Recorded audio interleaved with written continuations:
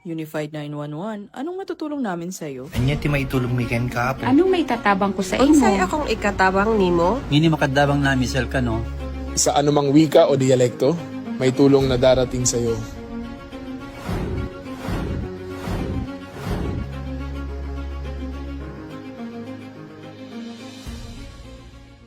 Lilingkod sa bawat Pilipino at magbibigay ng tamang impormasyon para sa tahimik at maayos na Pilipinas. Police News Network, alagad ng batas, tagapagtaguyod ng balitang pulis, sandigan ng mamamayan, patnubay ng katotohanan.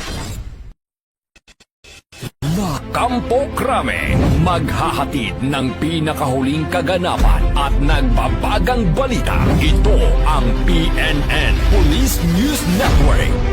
At ngayon, ang inyong mga tagapagbalita. Magandang araw, Bagong Pilipinas.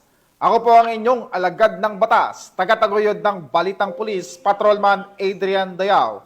Maghahatid ng tamang balita, kwento ng pulis at serbisyo para sa mamamayan, at ito ang PNP News Online, ang pangunahing balita ng Police News Network, alagad ng batas, tagataguyod ng Balitang Pulis.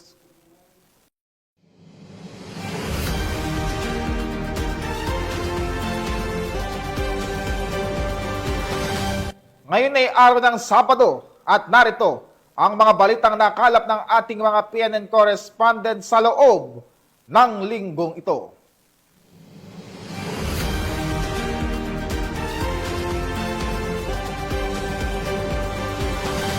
Para sa ating unang balita, walang kawala ang isang wanted person na may kasong rape sa isinagawang operasyon sa Zamboanga City. Patrolwoman Joyce Abiog sa report. Arestado ang isang top 10 most wanted person sa isinagawang law enforcement operation ng mga tao ng Zamboanga City Police Station 4 kasama ang Del Gallego MPS, Camarines Sur PPO, First SOU PNP Maritime Group at CIDMU SIU sa Barangay Talabaan, Zamboanga City. Kinilala ng mga otoridad ang suspect na 19 na taong gulang at residente ng nasabing lugar.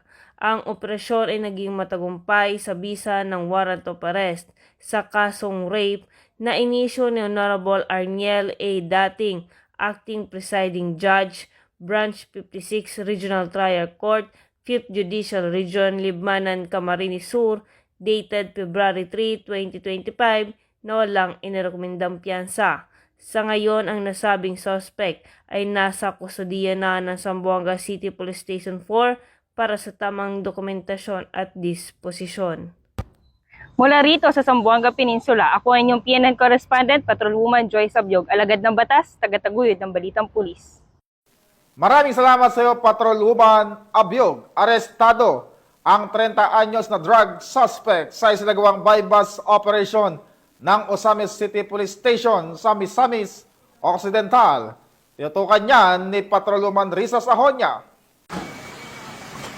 Arestado ang isang individual sa ikinasang bypass operation ng mga operatiba ng Osamis City PNP sa Barangay Baybay Triunfo, Osamis City, Misamis Occidental. Kinilala ni Police Lieutenant Colonel Harvey Abellanosa, officer in charge ng Osamis City Police Station, ang suspect na si alias RR. Lalaki, 30 anyos, may live-in partner at residente ng nasabing lugar.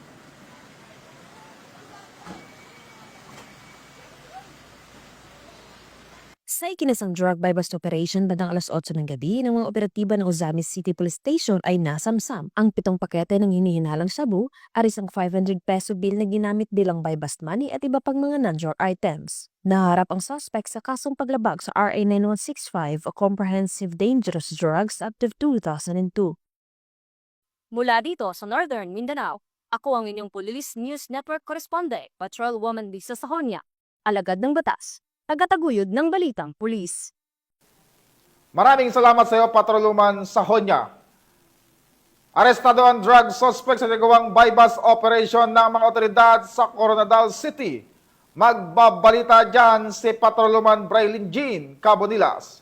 Isang 60 anyos na magsasaka na aresto ng mga otoridad matapos mahuli sa isinagawang bypass operation kaugnay sa iligal na droga sa barangay San Jose, Coronadal City, nito lamang ika-Oktubre 3, 2025. Kinilala ang suspect na si alias Ray, may asawa at residente ng Barangay Zone 1, Coronadal City. Na-recover sa pag-iingat ng suspect ang dalawang heat-sealed transparent plastic sachet na hinihinalang shabu na tinatayang may bigat na 25 grams na nagkakahalaga ng 170,000. Naaresto ang suspect sa pinagsanib puwersa ng Coronadal City Police Station, Provincial Drug Enforcement Unit 12, katuwang ang 1st South Cotabato Provincial Mobile Force Company at South Cotabato Provincial Intelligence Unit 12. Sa ngayon, nasa kustodiya na ng Coronadal City Police Station ang suspect at mahaharap sa kasong paglabag sa RA 9165 o Comprehensive Dangerous Drugs Act of 2002. Patuloy ang ating kapulisan sa pagpapaigting ng kampanya kontra iligal na droga sa bansa tungo sa bagong Pilipinas. Mula dito sa Police Regional Office 12, ako po inyong PNN Correspondent, Patrolwoman Braylin Jean Cabonilas, alagad ng batas, tagataguyod ng Balitang Pulis. Maraming salamat sa iyo, Patrolwoman Cabonilas.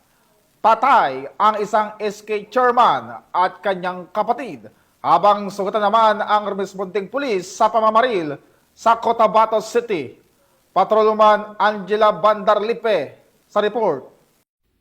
Nasawi ang dalawang magkapatid habang sugatan naman ng isang pulis matapos ang pananambang sa Barangay Poblacion 5, Cotabato City nito lamang ika-4 na Oktubre taong kasalukuyan.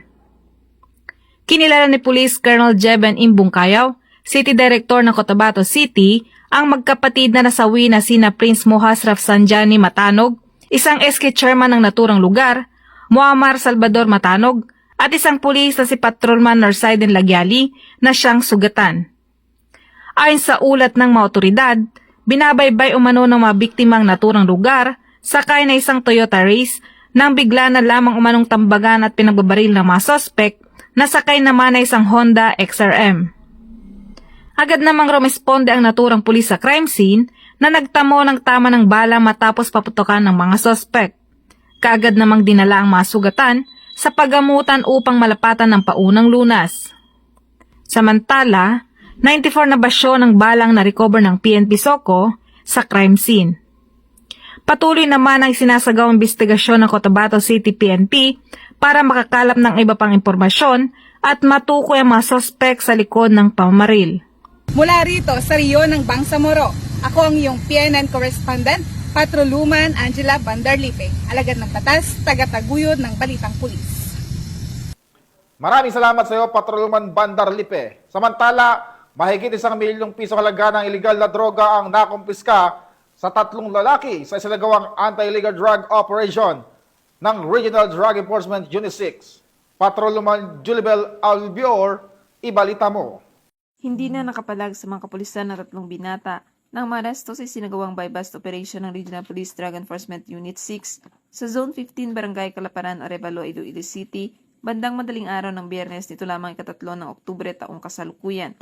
Kinilala ang mga nadakip na sina alias Miko, 22 anyos, itinuturing na main target, at magkapatid na sina alias Allen, 20 anyos, at alias Carl, 18 anyos pawang mga binata, at residente ng nasabing barangay.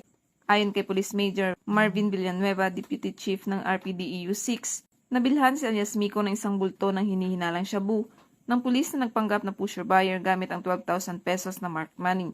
Matapos ang transaksyon, na-recover pa sa kanya ang 2 sachet at 3 jumbo-size sachet ng shabu na nakalagay sa loob ng isang cellphone box sa kanyang silid. Nakuhanan din ng tig-1 sachet ng hinihinalang shabu ang magkapatid na alias Allen at alias Carl. Ayon pa kay Police Major Marvin Villanueva, 1 buwan nilang minanmanan ang aktibidad ng pangunahing suspect bago nilunsad ang operasyon. Lumalabas din sa investigasyon na posibleng ginagamit bilang drug den ang bahay ng pangunahing target kung saan umano iniiwan ng isang kaibigang nakilala lamang sa alias na Dave mula sa Zone 12 Calaparan ang supply ng illegal na droga.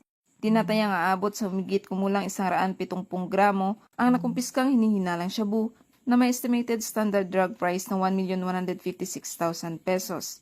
Kasalukuyang nasa kustodiya na ng Iloilo City Police Station 6 ang 3 suspect at naharap sa kasong paglabag sa Republic Act 9165 o ang Comprehensive Dangerous Drugs Act of 2002. Ang matagumpay na operasyon na ito ay patunay ng masusing trabaho at dedikasyon ng Iloilo PNP sa paglaban sa iligal na droga para sa mas ligtas na bagong Pilipinas.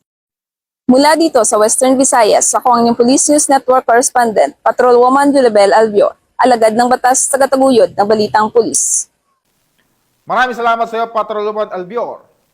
Matapos tumama ang malakas na lindol sa hilagang bahagi ng Cebu, nagsagawa ng relief operation ang Cebu PNP kasama at ibang bahagi ng ahensya ng pamahalaan para sa pamilyang naapektuhan ng lindol. Patrolwoman Flora May Azares sa report. Magandang araw, Bagong Pilipinas. Kasalukuyan po, andito po tayo ngayon sa Barangay Dakit, Bugo City, Cebu, kung saan ang ating kapulisan ay tumutulong sa pamimigay ng relief goods at magbigay ng seguridad sa mga apektadong residente. Matapos ang malakas na lindol na yumanig sa hilagang bahagi ng Cebu, agad na isinagawa ang relief operations upang tulungan ang mga pamilyang naapektuhan ng kalamidad sa Barangay Dakit, Bugo City, Cebu. Pinangunahan ng lokal na pamahalaan katuwang ang Cebu Police Provincial Office, Bugo CPS, DSWD, barangay councils at iba pang volunteers ang mabilis na pamamahagi ng pagkain, inumin, gamot at iba pang pangunahing pangangailangan sa mga residente na pansamantalang nakatira sa labas ng kanilang bahay. Kami po ay nakatuwang po dito bilang reactionary standby support force. At kasama po natin ngayon ang iba't ibang hanay ng gobyerno, ang mga galing DSWD, mga galing LGUs, ng mga barangay at ng mga city offices ng Bugo City. Dito po sa gymnasium na po ito ay kung saan tayo po ay tumutulong o nag-assist sa pamimigay ng mga ayuda sa ating mga nasalanta po na kababayan dito sa bayan ng Bugo. So kami din po ay nagpapasalamat sa lahat ng units na tumulong upang maging mapayapa at matagumpay ang ginawang pagtulong natin sa mga kababayan nating nasalanta. Ayon sa mga otoridad, prioridad ang kaligtasan at kapakanan ng mga pamilyang nawala ng tahanan at kabuhayan. Tiniyak din ng mga otoridad na mahigpit na ipinatutupad ang seguridad upang maiwasan ang anumang insidente ng pananamantala, gaya ng looting sa mga apektadong lugar. Pasalamat ko sa mga kapulisan nga ning tabang sila pag nang atiman sa mga naigo sa linog diri sa Bugo City nga kanang daghan kayong mga mga tao nga nangamatay tungod sa linog. Nagpasalamat ko sa mga kapulisan, sa mga LGU, sa mga kanang kadagkuan rin sa Bugo o nagkalain-lain nga sila sila magpasagad kanamo sa pagtabang. O daghang salamat kaninyong tanan. Ang pagkakaisa ng mga ahensya ng gobyerno at komunidad ay nagsisilbing liwanag para sa Cebuanong biktima ng lindol na ngayon umaasang makabangon mula sa trahedya. Mula dito sa Bugo City, Cebu, ako ang inyong Police News Network Correspondent, Patrolwoman Flora May Azares, alagad ng batas, tagataguyod ng Balitang Pulis. Maraming salamat sa iyo, Patrolwoman Azares. Mahigit 2 milyong pisong halaga ng hinihinalang shabu ang nasamsam sa 3 high-value individual sa bypass operation ng mga otoridad sa Cainta, Rizal. Ang balita ay hatid ni Patrolwoman Jessie Chris Obrero. 3 high-value individuals ang naaresto sa isang matagumpay na buy-bust operation ng Cainta Municipal Police Station sa Barangay San Isidro, Cainta, Rizal. Nakumpiska sa operasyon ang tinatayang 320 gramo ng hinihinalang shabu na nagkakahalaga ng humigit kumulang 2.1 million pesos. Kinilala ang mga sospek na sina alias Calef, 46 taong gulang, operation manager ng isang security agency at residente ng Los Baños, Laguna. Alias Jam, 45 taong gulang, walang trabaho, taga Quezon City. At alias Nasser, 53 taong gulang, isang security guard mula sa Pandi, Bulacan. Ayon sa pulisya, kabilang sa mga nasamsam na ebidensya ang 7 pakete ng hinihinalang shabu, isang slim bag, mark at budol money, karagdagang 1,000 pesos drug money at isang sasakyan. Ang operasyon ay naisagawa sa pakikipagtulungan sa PDEA. Ang mga sospek ay isinasailalim sa drug test at kasalukuyang nasa kustodiya ng Cainta Custodial Facility. Sila ay sasampahan ng kasong paglabag sa Section 5 at 11 ng Republic Act 9165 o Comprehensive Dangerous Drug Act of 2002. Patuloy ang pinaigting ng kampanya ng Rizal PNP laban sa ilegal na droga upang masigurong ligtas at payapa ang nasabing lalawigan. Mula dito sa Calabarzon, ako ang inyong Police News Network Correspondent, Patrolwoman Jessicris S. Obrero, alagad ng batas, tagataguyod ng Balitang Pulis. Maraming salamat sa iyo, Patrolman Obrero, sa pinalakas na kampanya laban sa insurhensya ng Philippine National Police.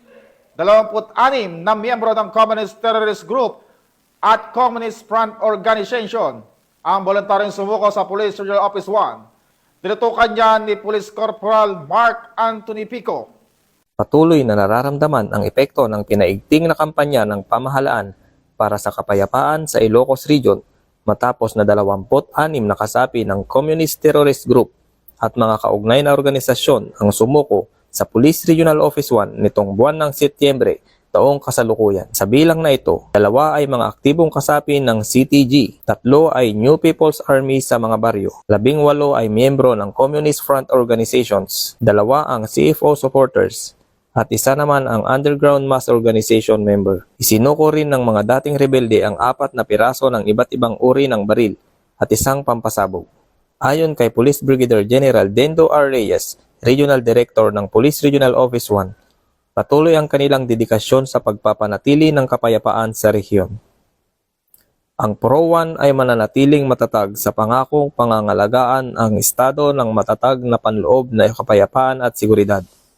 Patuloy naming isusulong ang walang humpay na adhikain tungo sa kapayapaan upang matiyak na ang bawat mamamayan ay mamumuhay ng ligtas sa ilalim ng bagong Pilipinas. Pahayag ni Police Brigadier General Reyes. Ang naturang tagumpay ay bunga ng mas pinagtibay na kooperasyon ng mga lokal na pamahalaan, Philippine National Police, Armed Forces of the Philippines at mga mamamayan na patuloy na nagtutulungan upang tuluyang wakasan ang insurhensiya sa rehiyon, kung saan ang kapulisan ay maaasahan, malalapitan at mapagkakatiwalaan. Mula dito sa Ilocos Region, ako ang inyong PNN Correspondent, Police Corporal Mark Anthony Pico, alagad ng batas, tagataguyod ng Balitang Pulis. Maraming salamat sa iyo, Police Corporal Pico. At yan ang mga balitang nakalap ng ating mga PNN correspondents mula Luzon, Visayas at Mindanao sa loob po ng linggong ito. Sa ngalan ng pamunuan ng Philippine National Police sa pangunguna ni Acting Chief PNP Police Lieutenant General Jose Melencio Nartates Jr., at sa pamumuno ni President Ferdinand Bongbong Marcos Jr., kami maglilingkod sa bawat Pilipino at magbibigay ng tama at balanseng balita bilang bagong PNP para sa bagong Pilipinas. Mula po rito sa tanggapan ng tagapag-ugnay ng Pambansang Pulisya, ako po ang inyong alagad ng batas, tagataguyod ng Balitang Pulis, Patrolman Adrian Deao, maghahatid ng tamang balita, kwento ng pulis, at serbisyo para sa mamamayan, at ito ang PNP News Online, ang pangunahing balita ng Police News Network.